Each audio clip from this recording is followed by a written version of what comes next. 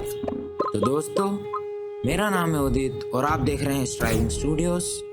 और आज की हमारी इस कहानी का नाम है सोम सुंदर। और आज मैं आपको लेकर चलता हूँ हिमालय पर्वत की गोद में, समुद्र तल से 13,000 मीटर की ऊंचाई पर स्थित अमरनाथ की गुफाओं में, जहाँ किसी भी प्रकार के जीवन का नामो निशान मिलना मुश्किल है, जहाँ सर्दियों का औसतन तापमान -15 से -20 डिग्री तक जा सकता है।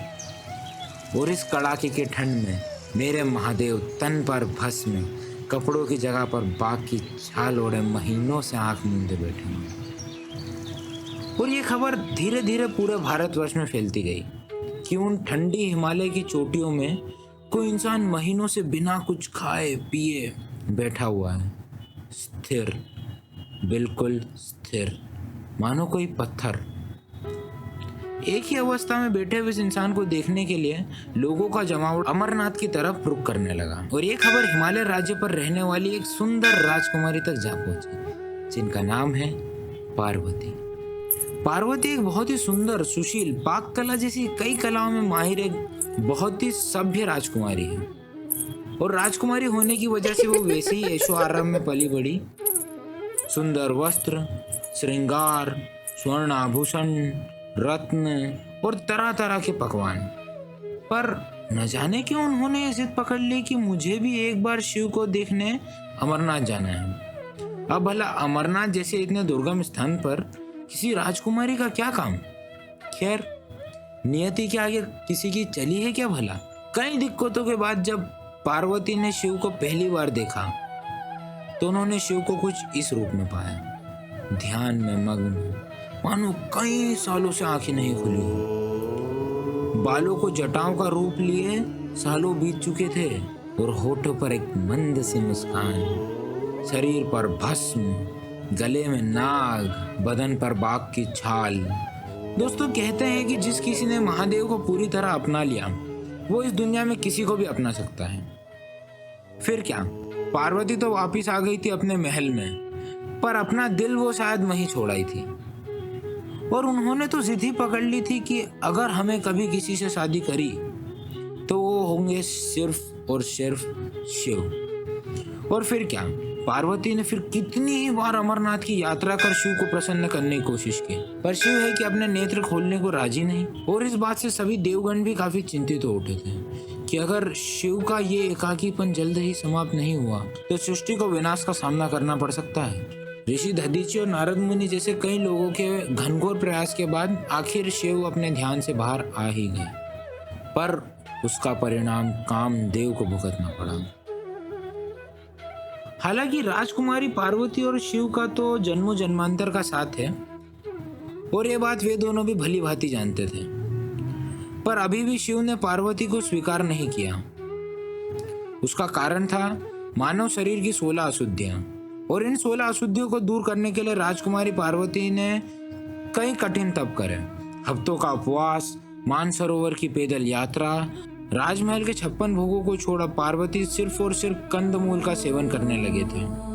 फिर उन्होंने कंदमूल को त्याग सिर्फ बेलपत्र पर जीवन व्यतीत करना आरंभ कर दिया। और ऐसे ही कई कठिन तपों के बाद उनके मानव रूपी शरीर की 16 अशुद्धियों का नाश हो पाया। और आखिर वो दिन आ ही गया जब हमारे महादेव और माता पार्वती का मिलन होने को था। फागुन मास की कृष्ण पक्ष की चतुर्दशी को विवाह की तारीख तय की गई, जिसे आज हम महाशिवरात्रि के नाम से भी जानते हैं। हिमावत का राज्य हिमालय तो मानो दुल्हन की तरह सजा हुआ था। पूरे भारत में जिस किसी को भी खबर मिली कि शिव और पार्वती का विवाह है, सब धीरे धीरे हिमावत के महल की ओर पहुंचने लगे। और भला क्यों ना आए, इस मिलन को देखने के लिए सृष्टि भी कई कल्पों से प्रतीक्षा में थी और हर कोई हर्षोल्लास से भरा हुआ था। हर जगह मधुर गान, ढोल, नगाड़ों के स्वर सुनाई पड़ रहे थे।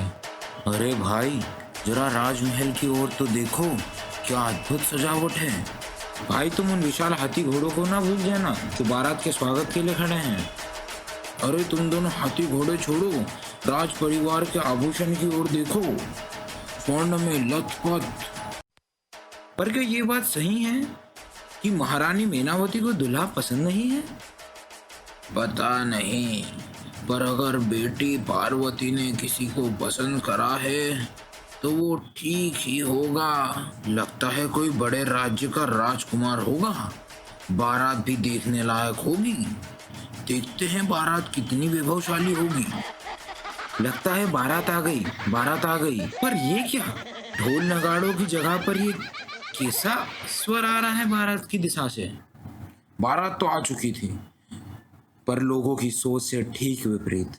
घोड़े की जगह दूल्हा बैल पर सवार होकर आया था, सर से लेकर पैर तक भस्म में लथपथ। बदन पर वस्त्र की जगह पर हाथी की ताजी कटी हुई खून में लथपथ खाल, और आंखें लाल, नशे में धुत, मानो विश्व की सारी भांग आंखों में उतर आई हो। और बारात का तो और भी बुरा हाल था। भूत, पिशाच, किन्नर, चुड़ैल और पता नहीं कैसे कैसे जीव थे। उनमें से कोई भी इंसान तो नहीं लग रहा था, मानो किसी दूसरी दुनिया के जीव हों। और भाषा इतनी विचित्र, मानो कोई चिल्ला रहा हो। बारात जैसे ही महल के दरवाजे तक पहुंची, बारातियों का यह डरावना रूप देखकर राजकुमारी पार्वती की माँ मैनावती वहीं बेहोश हो गई। वर वधू पक्ष में सन्नाटा पसर गया।